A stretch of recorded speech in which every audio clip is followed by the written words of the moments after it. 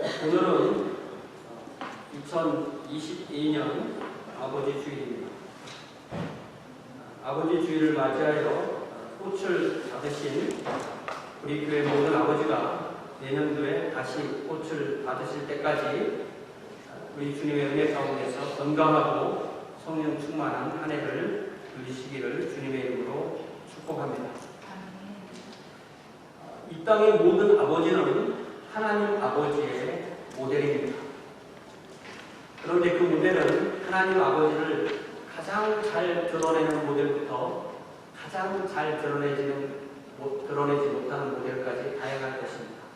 사실 이는 아버지들뿐만 아니라 모든 사람이 하나님의 형상으로 지음을 받았기 때문에 모든 사람은 하나님을 드러내는 모델이 됩니다.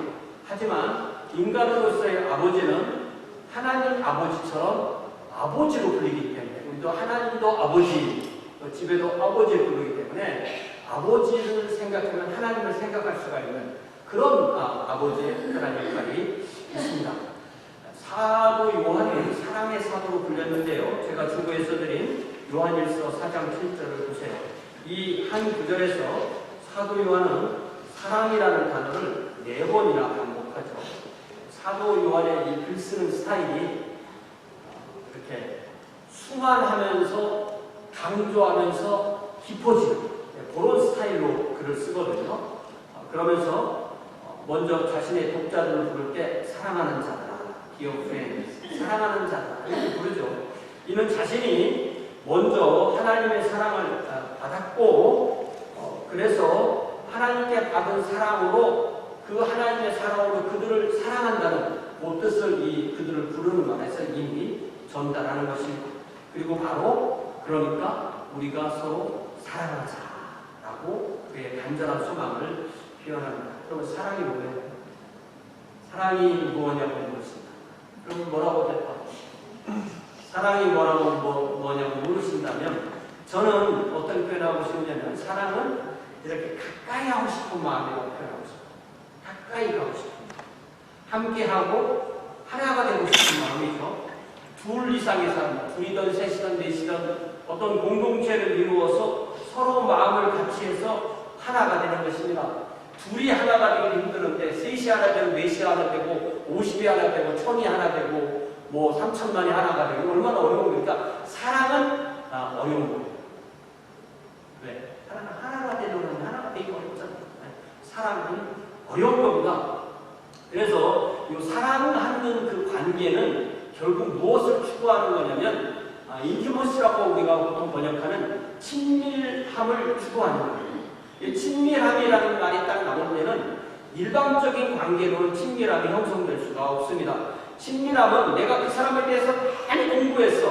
그 사람의 tip조사를 많이 했어. 그 사람에 대해 정보를 많이 알아. 그런다고 친밀함이 형성되지 않습니다. 친밀함은 상호의 관계이고요. 친밀함은 상호의 경험으로만 이루어지는 것입니다. 하나님은 모든 사람을 사랑하시고 하나님은 하나님이기 때문에 우리 모든 사람을 경험하듯이 아세요. 그렇지만 사람들 가운데 오직 하나님께서 선택하셔서 구원하셔서 자녀와 그 친백성으로 삼으신 사람들과만 하나님이 1대1로 그리고 1대 다중으로 친밀함을 하나님이 우리와 만들어 나가십니다. 그래서 우리 모든 개개인이 주님을 처음 만난 날부터 우리 모두가 주님이 우리를 사랑하고 우리가 주님을 사랑하는 그 상호간의 사랑을 통하여서 친밀함을 계속 발전시켜 오는 겁니다. 근데 모든 관계가 친밀해서 가까이 가고 싶으면 사랑은 제가 가까이 가고 싶은 마음이라 했잖아요. 그런데 모든 관계에는 거룩함이 있어요. 이 거룩함이라는 뭐냐면 그 상대방을 독립된 인격체로 인정해 주는 거예요. 그러니까 저기에 있는 사람을 내가 사랑하기 때문에 내가 함부로 해도 돼 라는 것이 안 되는 거예요. 이것을 거룩함이라고 하고 이걸 존중함이라고 하고 이것을 인격적인 대우라고 그렇게 표현할 수가 있어요. 그러니까 이 친밀함은 사랑과 이 거룩함의 이 균형으로 이루어지는 거예요. 가까이 갔다가 내가 어떤 실수나 무엇이 있을 것 같으면 떨어져야 돼요. 사람은 자꾸 가까이 싶고 가고 싶고 거룩하면 좀 더 거리를 두게 만드는 것입니다. 그래서 이렇게 친밀함을 추구하는 모든 관계, 부부관계부터 가족관계나 친구나 성도나 모든 관계는 이 세상의 인간들이 이루는 모든 사회의 관계는 삼위일체 하나님의 관계를 우리가 추구해 나가는 거예요. 삼위일체 하나님은 세 분이시지만 완벽한 연합을 이루시잖아요. 그처럼 모든 우리의 관계는 이 하나님의 친밀함을 우리가 추구하는 것입니다. 여러분, 요한복음 17장이 바로 우리 주님께서 하시는 대제사장의 기도인데요. 이 17장 23절을 찾아보세요. 요한복음 17장 23절을 보면 아주 한 절 안에 정확하게 어떻게 이루어지는가가 나타나는 거예요. 제가 지금까지 말씀드린 것이 요한복음 17장 23절에 나오는데, 봅시다. 곧 내가 그들 안에 있고, 그러니까 예수님은 우리 안에 있고 아버지는 또 내 안에 계셔도, 그래서 그들로 온전함을 이루어 하나가 되려 함은, 하나가 되게 하려 함은 아버지께서 나를 보내신 것과 또 나를 사랑하신 같이 그들도 사랑하신 것을 세상으로 알게 하자는, 이 요한이 글 쓴 방식인데요. 그래서 이게 우선 성부가 성자 안에 있고 그 상태로 성자가 교회 안에 있는 거예요. 그래서 성부가 성자를 사랑하고 성자가 교회를 사랑하는 것을 세상이 알아서 하나님이 세상을 서로 사랑하시는구나 하는 것을 세상이 알도록 하는 거죠. 그렇기 때문에 사랑이라는 것은 무엇이냐면 하나로 만들어줍니다. 그래서 다시 이제 요한일서 4장 17절 중보에 있는 그 말씀을 돌아보면은 하나님께 우리가 거듭나서 하나님을 체험해 가는 거죠. 내가 하나님과 이제 사귐이 깊어지고 하나님과 친밀함이 많아져요 라는 말은 뭐냐면 하나님과 더 사랑하는 거죠. 하나님과 사랑이 깊어지니까 하나님을 경험한다는 것은 하나님의 사랑을 경험하는 거예요. 그러니까 한 성도는 바로 누구냐면 하나님께 사랑받고 그 사랑으로 또 가장 가까운 사람부터 이웃부터 원수까지 사랑하는 것이 바로 하나님을 믿는 사람입니다. 먼저 하나님의 사랑을 받고 형제와 이웃을 사랑하는 것. 그러니까 그 순서가 어떻게 되냐면 하나님이 먼저 우리를 사랑하시고, 그런데 성경에 보면은 우리가 구약성을 특히 보면 하나님은 우리를 사랑하신다는 게 안 사랑하신다는 게 하나님께 오라고 해놓고 가까이 가려고 오지 말라고 해요. 가까이 오면 죽는다 그래요. 왜 그러실까요? 하나님 우리를 사랑하셔서 오라고 해놓고 가까이 가려고 하면 오지 말라고 하시고 오면 죽는다. 어디 하라고 그러죠? 그게 바로 사랑과 거룩입니다.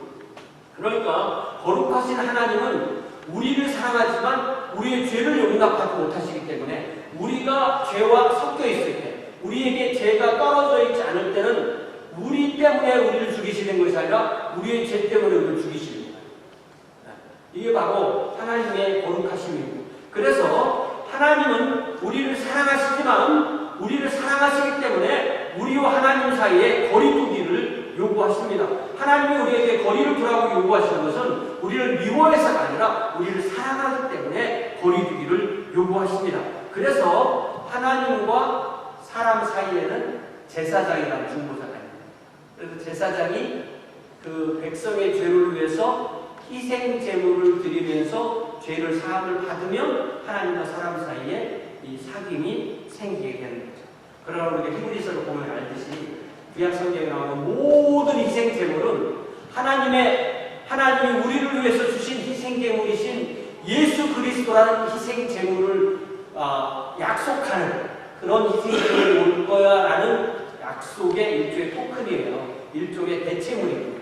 그러니까 실제로 동물 때문에 죄사함 받는 것이 아니라 오실 예수님을 통해서 죄사함을 받는 거죠. 그래서 계속해서 요한일서 4장 10절을 보면 뭐라고 말씀하시냐면 사랑은 여기 있으니 우리가 하나님을 사랑하는 것이 아니요 하나님이 우리를 사랑하사 우리 죄를 속하기 위하여 화목제물로 그 아들을 보내셨으니 이렇게 말해요. 이렇게 우리가 하나님을 만날 때 하나님께 가까이 가려면 하나님 오라고 해놓고 가까이 가면 죽인다고 그랬잖아요. 그 죽임을 하나님의 아들 예수님이 죽임을 당하시고 우리가 예수님 안에 있으면 하나님의 사랑도 100% 우리가 받고 하나님의 거룩함에도 100% 침해받지 않는 그러한 우리가 하나님을 만날 수 있는 데가 어디라고요? 예수 그리스도 아니에요. 그러면 내가 또 다른 사람을 만날 수 있는 곳이 어디라고요? 거기가 예수 그리스도 아니에요. 그래서 우리가 예수 그리스도 안에 있으면 하나님도 최고의 사랑으로 최고의 거룩으로 만나고 사람도 최고의 사랑으로 만나고 최고의 거룩으로 만나는 것입니다. 그것이 바로 고린도서 5장 19절에서 사도 바울이 선포한 복음인데요. 곧 하나님께서 그리스도 안에 계시사 세상을 자기와 화목하게 하시고 그들의 죄를 그들에게 돌리지 아니하게 하시고 더 나아가서 화목하게 하는 말씀을 우리에게 부탁해서 세상에 전파하겠다. 이것이 바로 복음의 핵심이죠. 그러니까 누구 안에서? 예수 그리스도 안에 있어야만 우리는 하나님과도 진정으로 사귈 수 있고 사람과도 진정으로 사귈 수 있다는 것입니다. 이것이 바로 모든 관계가 추구하는 이 친밀함을 발전시키는 예수 안에서 친밀함을 발전시키는 거죠. 오늘 우리가 읽은 이 짧은 9절, 10절, 11절, 12절이 넉절하면은 사도 바울을 포함해서 디모데를 포함해서 모두 8명의 사람이 등장해요. 무슨 얘기냐면은 이 사도 바울은 이 7명하고 다 개인적으로 친밀함을 이렇게 발전시킨 관계예요. 그래서 저와 여러분 사이에 또 여러분의 가족 사이에 내가 누구와 친밀한가?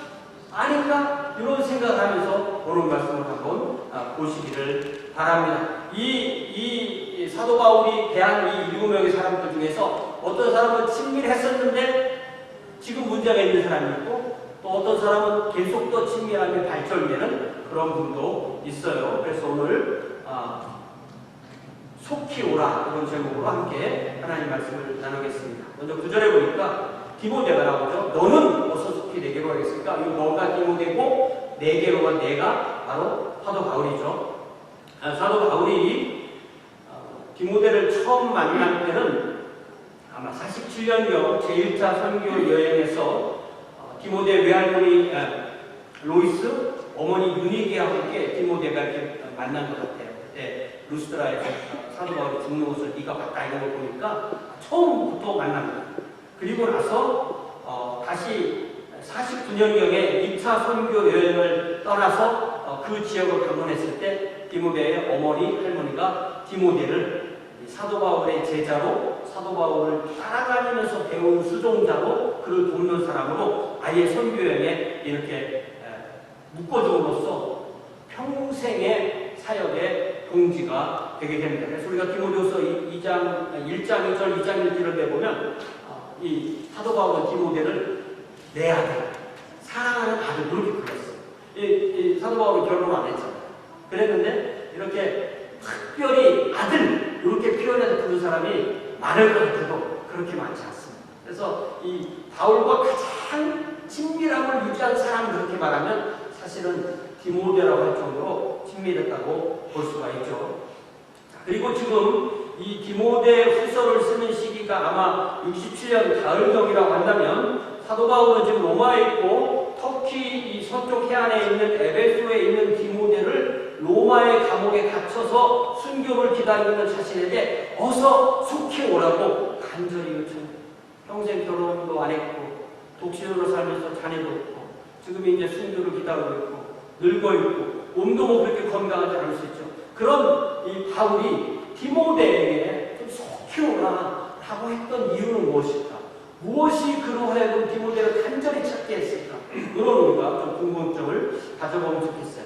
그러면서 10절로 넘어가면은 이게 이제 번역의 성경의 번역의 이제 그런 차이인데 영어 성경에는 시작하는 말이 for 이렇게 돼 있잖아요. 그러니까 9절에서 문장을 끊지 않았어요. 그러니까 너는 속히 와 왜냐하면 이렇게 번역돼요. 그러니까 한국 개혁개정 사람이 뚝 떨어지잖아요. 이렇게 붙여놓으니까 이제 이 헬라어로 이게 가을이라는 이 전치사인데 왜냐하면 접속사 왜냐하면 이라는 걸 붙이면서 이런 이유로 네가 좀 나한테 속해 왔으면 좋겠어. 이렇게 말하는 거예요. 그래서 무슨 얘기냐면은 최근까지는 대마도 나와 함께 있었고 그레스게도 나와 함께 있었고 디도도 함께 있었고 누가도 함께 있었고 두디보까지 나하고 이렇게 5명 정도 나하고 함께 했어. 근데 지금은 누가밖에 없어. 그러니까 디모데야 빨리 좀 와. 요런 얘기예요. 네. 그래서 이렇게 우리가 디모데와 이제 바울과의 관계를 간단하게 보고, 그럼 두 번째는 이제 10절에 나오는 대만은 누굽니까? 대만은 누굽니까? 여러분 그 골로새서 4장 14절에 보면은 대만이라는 이름이 나오거든요. 골로새서 4장 14절에 보면은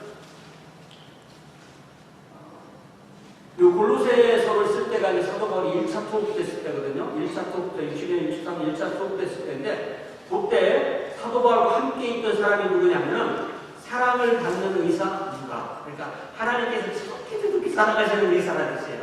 누가가. 그 누가가 나와 함께 있고 또 대마도 나와 함께 있으니까 요 둘이 이 골로새 교회의 문안이에요. 이런 말인 거예요. 그리고 또 골로새 교서와 연동해서 볼 수 있는 책이 빌레몬서인데, 빌레몬서도 끝날 때 보면 뭐라고 되냐면은 빌레몬서 1장 23절을 보면은 350페이지 보면은 여기도 이제 로마 감옥에 있을 때예요. 그리스도 예수 안에서 이 사도 바울의 감옥 생활을 돕는 사람의 이름이 쭉 나오는데 에바브라, 에베소 교회에서 보낸 사역자죠. 에바브라, 그 다음에 나의 동역자 마가, 그 다음에 아리스다고, 여기에 대마, 누가 또 나요. 5명이 1차로 사도 바울이 감옥 생활할 때 옆에서 같이 정말 이 사람이 갇혀있기 때문에 나도 갇혀있다 할 정도로 그를 섬긴 사람이 이렇게 5이었다라고 할 수가 있죠. 그러니까 요 대마가 여기에도 이름이 나오고 여기에도 이름이 나오고 또 이름이 나오는 거예요.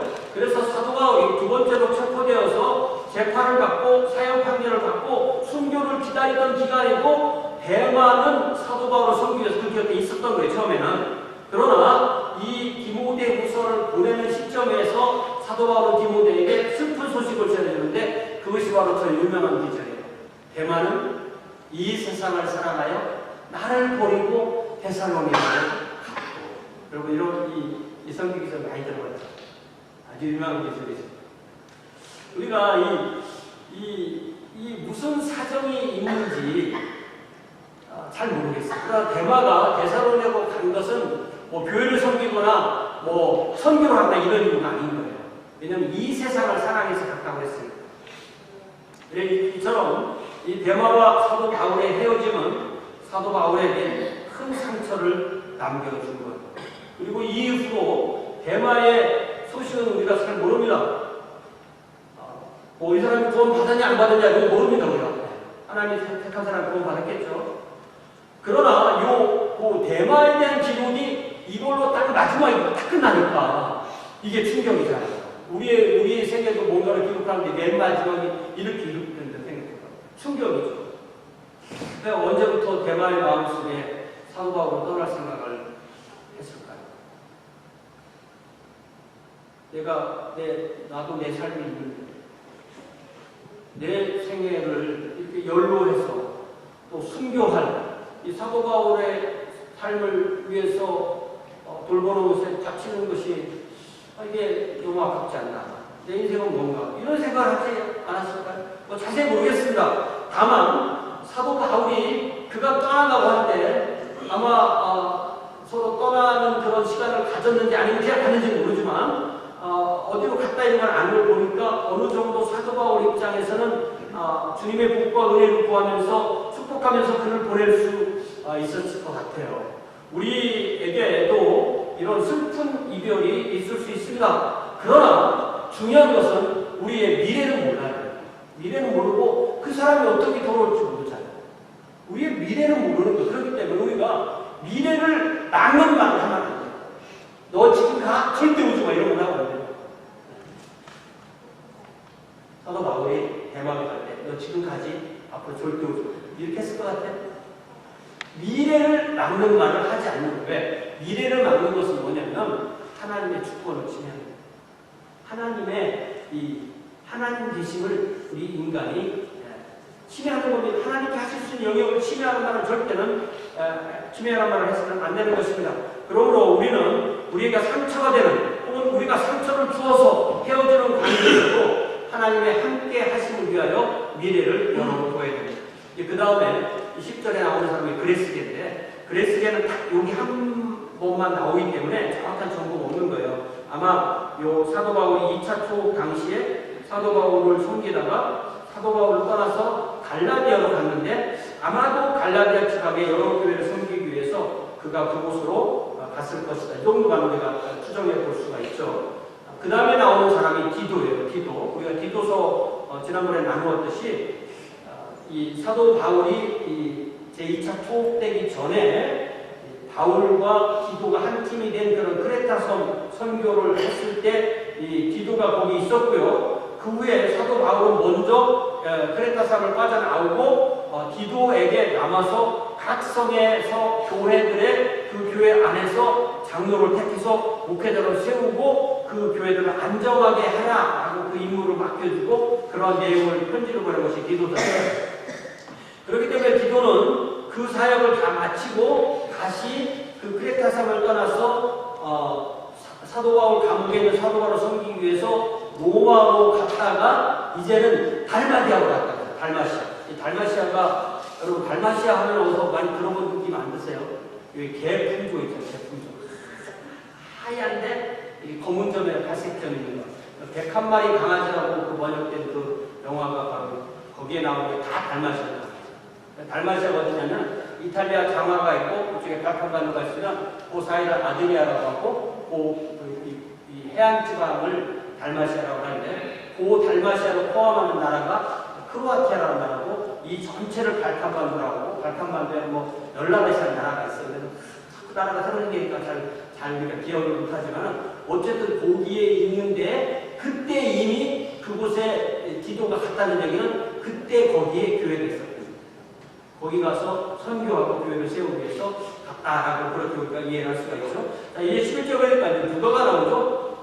누가만 나와 함께 있는 거다. 네가 올 때 마가를 데리고 오라. 그가 나의 의인이다. 누가는 우리가 잘 알다시피 누가복음과 사도행전의 저자이고요. 누가는 신구약 성경 전체 중에서 유일하게 유대인이 아닌 저자입니다. 누가복음과 사도행전은 누가의 연작이고 누가복음이 전편, 사도행전 2편 이렇게 말할 수가 있죠. 사도행전 16장에 보면은 누가가 갑자기 이렇게 객관적인 3인칭 뭐 이렇게 쓰다가 갑자기 1인칭 복수로 딱 쓸 때가 나와요. 우리라는 말을 쓰는데 그것이 바로 사도행전 16장 10절인데 바울이 그 환상을 보았을 때 우리가 곧 마케도냐로 떠나기로 힘쓰니 이는 하나님이 저 사람들에게 복음을 전하고 우리를 부르신 줄로 인정함이로라. 이렇게 되어 있어요. 그러니까 사도행전 1장부터 16장 10절에 이르기까지는 이 사도 바울과 베드로의 그런 선교를 누가가 객관적으로 이렇게 조사해서 글을 쓰고 요 16장 10절부터는 이 누가가 바울팀에 딱 조인하게 돼서 그때부터는 자기가 경험한 것은 우리라는 말로 주어를 바꿔서 쓰는 거예요. 그러니까 요때가 누가가 사도 바울을 처음 만난 때다 이렇게 이해를 할 수가 있습니다. 우리가 앞에서 본 골로새서 4장 14절에 사도 바울에게 사랑을 받는 의사 누가. 그러니까 이 누가에 대해서 우리가 생각할 수 있는, 기본적으로 생각할 수 있는 게 뭐가 있냐면 첫 번째 그는 그리스 사람이었고 의학을 공부해서 의사가 된 사람이고 에베소 근처 거기에서 자라서 활동하던 사람이다. 두 번째는 어느 생애 어느 기간에 유대교를 믿고 할례를 받고 유대교 신자가 됐던 사람이다. 그 사람이 또 생애 어느 중간에 예수님을 만나서 구원받고 사도 바울을 만나서 사도 바울 팀에 조인했다. 평생 사도 바울과 함께했다. 그리고 누가복음을 쓰고 사도행전을 썼다. 이런 것을 우리가 알 수가 있는 거죠. 특별히 이 누가는 누가복음과 사도행전 성경 전체에 중요한 두 권을 썼는데 이 사람이 헬라 사람이잖아요. 그리스 사람이잖아요. 근데 그리스 사람의 글 쓰는 그 스타일이 좀 달라요. 아주 세세하고 자세한 묘세로 유명합니다. 그리고 이렇게 사도 바울과 사도 바울의 제2차 선교일 때 함께 해서 평생을 사도 바울과 함께하는 거예요. 그런데 특별히 의사잖아요. 의사. 그리고 사도 바울은 이 건강도 좀 약한 부분이 있었어요. 그래서 사도 사도 바울을 이렇게 평생을 돌보는 그런 역할을 한 거예요. 그러니까 세상을 사랑해서 데살로니가로 간 데마, 사도 바울과 끝까지 함께해서 그를 케어해준 누가 얼마나 대조가 고기 한두 절 사이 탁 대조가 되는 거예요.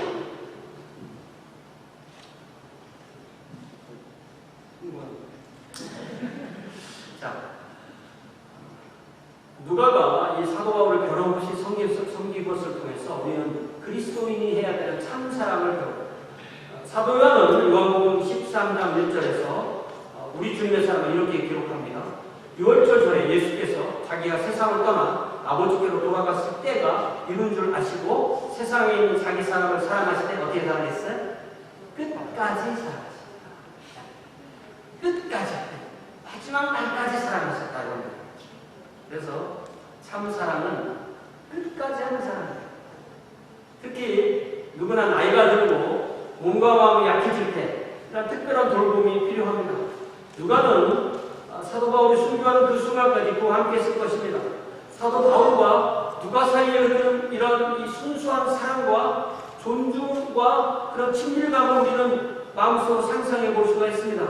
우리에게는 내가 그렇게 몸이 아플 때 나를 돌볼 누가 있습니까? 내가 늙고 병들고 약해지고 또 여러분 나는 절대 알츠하이머 치매 이런 거 안 와 이렇게 자신할 수 있으세요? 그런 게 나에게 온다고 할 때 나와 함께하고 나를 돌보는 누가 있습니까? 물론 우리는 영육간에 건강하게 살기 원하지만 아무도 자신의 미래는 모르는 거죠. 그렇기 때문에 우리의 이 노년을 대비하는 것도 우리가 오늘 여기서 반드시 해야 할 일입니다. 자, 여섯 번째로 마가라는 얘기가 나오죠. 마가를 데리고 와라. 저가 나의 유익하니라 그랬죠. 마가는 디모데와 함께 에베소에 있었거나 아니면 디모데가 마가가 어딘지 알기 때문에 디모데가 에베소에서 출발할 때 마가랑 같이 오든지 아니면 마가 있는 데 들려서 마가를 데려가는지 그런 거죠. 그러면서 이 마가가 사도 바울의 사역에 유익하다라고 적어요. 이 마가가 누구냐면 바로 이 마가복음의 저자인 마가이고요. 이 마가는 예루살렘 마가 다락방을 소유한 가정의 아들이었는데요. 그러니까 이 예수님께서 복음서에 보면 이 마가의 부모님과 아주 친밀함을 유지하셨고 그 과정에서도 그 집의 젊은 아들이었던 마가도 자연스럽게 예수님을 개인적으로 알던 그런 관계예요. 여러분 마가복음에 보면 이게 뭔 얘기야? 이게 뭔 얘기? 좀 이상? 이런 얘기 왜 나오지 하는 얘기가 나오는데요. 그게 딱 마가복음에만 나오는 얘기예요. 그러니까 이 복음서를 연구하는 분들 어떻게 생각하냐면 이 네 복음서 중에서 마가복음이 제일 먼저 쓰였고 그래서 이 세 복음서는 마가복음에 있는 것은 어떤 것은 95%, 어떤 것은 90%, 어떤 것은 80% 이렇게 내용을 커버한다. 그러니까 마가복음 자체만 있는 그런 내용은 거의 없다고 생각하는 거예요. 그 중에 아주 마가복음만한 특별한 얘기가 마가복음 14장 50절에서 52절인데요. 한 청년 이야기, 누구라고 얘기 안 해요. 제자들이 다 예수를 버리고 도망한 자, 한 청년이 벗은 몸으로 몸에 배 이불을 두고 예수를 따라가다가 무리에게 잡히면 배 이불을 버리고 벗은 몸으로 도망했다고 했어요. 이때가 이제 AD 30년 6월절 오기 전 목요일 밤이고 예수께서 이 겟세마네 동산에서 유대교 지도자들이 보낸 사람들에 의해서 체포된 바로 직후였죠. 이때 제자들은 다 그들의 스승 예수를 버리고 도망했는데 이 청년은 비록 몸은 벗은 몸이고 못에 혼인만 들었지만 그 상태로 예수를 따르는 거예요. 이걸 우리가 시간을 좀 더 앞으로 돌려보면 어떻게 상상할 수 있냐면 예수께서 이제 최고의 만찬을 드시고 또 설교를 로마에 45, 16쭉 길게 하시고 하는 동안에 많이 마가가 잠에 빠져 그런 것을 보죠. 그리고 예수께서 제자들에게 겟세마네로 갈 때 급하게 그냥 대혼님만 두고 예수를 따르는 거죠. 그리고 예수님께서 붙잡으실 때 그 제자들은 다 스승을 버리고 도망쳤지만 그 야음을 틈타서 예수님의 길을 따랐던 청년. 그러니까 이 마가 청년은 나름대로 용기가 대단한 거죠. 그러나 그 사실을 안부리가 그를 딱 붙잡고 그의 옷을 딱 잡았는데 옷만 손에 남기고 몸은 알몸으로 도망가요. 그래서 마가복음에 이런 얘기 나오는데 누구라고 얘기를 안 하는 거예요. 이 사람이 누구라고 어떤 청년이 그렇게 되잖아요. 그래서 다른 복음서 저자들은 이 사람이 바로 마가다 이랬어요. 그런데 이 사도 바울과 마가가 둘이 만난 이야기는 사도행전 13장에 보면 나오거든요. 사도행전 13장에 보면은 사도 바울과 바나바가 안디교회에서 보내는 선교팀에 대해서 선교를 나갈 때 처음으로 만나는데 이 마르쿠스라는 이 이름은 로마 방식 이름이고 그 뜻은 망치라는 뜻이에요. 그리고 또 그 사람의 또 하나 이름이 있는데 그것이 요한인데 요한은 구약성경에 나오는 요나가 이렇게 변형된 이름이 요한이에요. 그래서 요나는 비둘기라는 뜻이잖아요. 그래서 마가를 좀 더 정확하게 볼 때는 요한 마가 내지는 마가 요한이라고 그렇게 불러요. 요한 마가는 바나바의 조카였고 바나바는 네이파 사람으로 키프로스성 출신이었고 그들이 예루살렘으로 이주해서 살았고 요한의 부모가 예루살렘에 120명이 함께 할 수 있는 그런 다락방을 소유할 정도로 부유했다는 것이죠. 그러니까 마가는 이 디아스포라 유대인 출신으로서 본토에 돌아온 가정의 아들로 어느 정도는 곱게 자란 부유한 가정의 아들인 우리가 정의할 수 있는. 그래서 사도행전 13장 13절에 보면은 바울과 및 동행하는 사람들이 바보에서 배를 타고 밤빌리아로 이렇게 키프로스부터 배를 타고 이 터키 남쪽 해안 지방으로 올라갈 때 벌가 이르니 요한이 그들에게서 떠나 예루살렘으로 돌아왔어. 그러니까 젊은이 요한 마가가 바나바 바울을 섬기며 함께 하다가 선교회를 하다가 초반에 해보다가 힘들어 어떤 집에 갈래 하고 예루살렘으로 돌아가 버립니다. 그리고 나서 이제 제2차 선교회를 떠나려고 사도 바울이 바나바에게 우리가 제2차 선교회, 1차 선교회 이렇게 가봅시다. 이렇게 하니까 바나바는 또 요한을 데리고 오게 됩니다.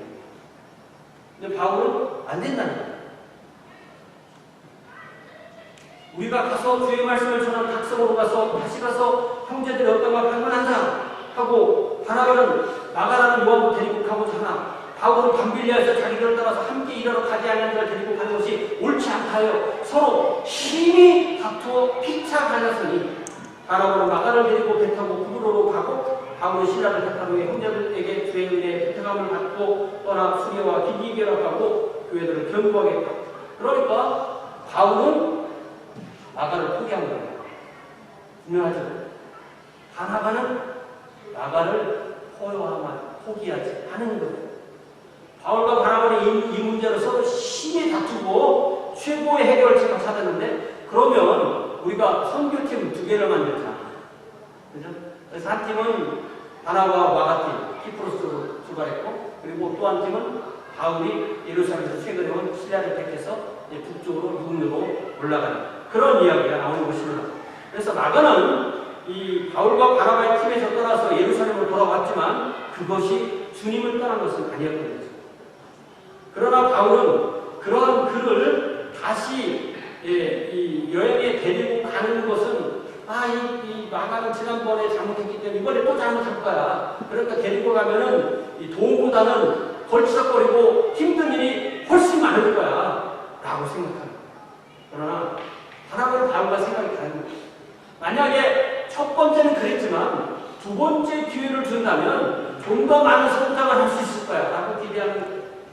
그리고 아까 우리가 본 빌레몬서 1장 24절에 보니까 사도 바울이 제1차 로마에 투옥돼 있을 때 거기에 마가가 있잖아요. 그러니까 바나바가 맞은 거예요. 바나바가 다시 그를 훈련시켜줬으니까 이제 어느 시기에 바울과 다시 화해되고 바울이 감옥 생활할 때 마가가 섬기고 그러니까 우리가 이 바나바의 사역을 통해서 혜택을 받는 사람이 바울이다라는 사실을 알 수가 있는 거죠. 그래서 그 빌립보서 1장 24절에서 사도 바울이 마가를 뭐라고 부르냐면 나의 동역자 마가. 거의 아들 버릴 거 아니야. 조카고. 그런데 나의 동역자 마가 이렇게 부릅니다. 바울과 마가는 이미 관계를 회복했고 성령 안에서 깊은 교제를 나누었고 사랑과 거룩함으로 친밀감을 발전시켰습니다. 그래서 사도 바울과 마가를 나의 동역자라고 부를 수 있는 거죠. 그리고 지금 사도 바울은 제2차 투어 그리고 디모데후서를 쓰는 이 시점에서 디모데에게 마가를 데리고 가. 마가를 데리고 가. 그가 나에게 유익하다. 사도 바울이 이미 4장 7절에서 나는 선한 싸움을 다 싸웠다. 나의 달려갈 길을 다 마쳤다. 나는 믿음을 지켰다. 나는 일할 수 없는 것 같은데 아직도 그는 나의 사역에 도움이 된다 이렇게 말해요. 그 무슨 말이냐면 아마 이 디모데에게 마가를 데리고 오라는 것은 아직도 나에게 할 일이 있다 이거예요. 그러니까 우리가 주님께서 부르시는 그날까지, 그 시까지 할 일이 있는 거예요. 항상 있는 거죠. 아마 마가에게 어떤 특별한 하나님의 사역이나 뭐를 또 부탁할 수도 있고 그렇게 될 수도 있는 거죠. 그리고 12절에 보니까 두기고는 에베소로 보냈다. 그러니까 에베소에 있는 디모데에게 와라 그랬고 내가 네가 빨리 오라 했으니까 대신 두기고를 에베소로 보냈다는 얘기예요. 이렇게 바꿔주는 거죠.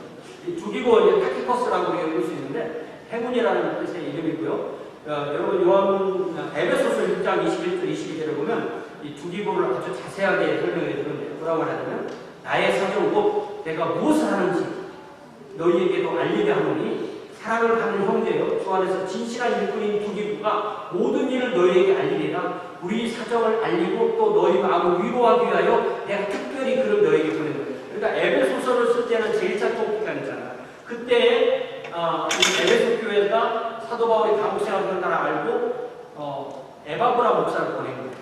에바브라 목사를 통해서 사도 바울을 많이 섬기고 또 그렇게 하니까 사도 바울은 이 두기고를 또 에베소서를 써서 보내주면서 자기 사정을 에베소에 자세히 설명하고 그렇게 해주는 거예요.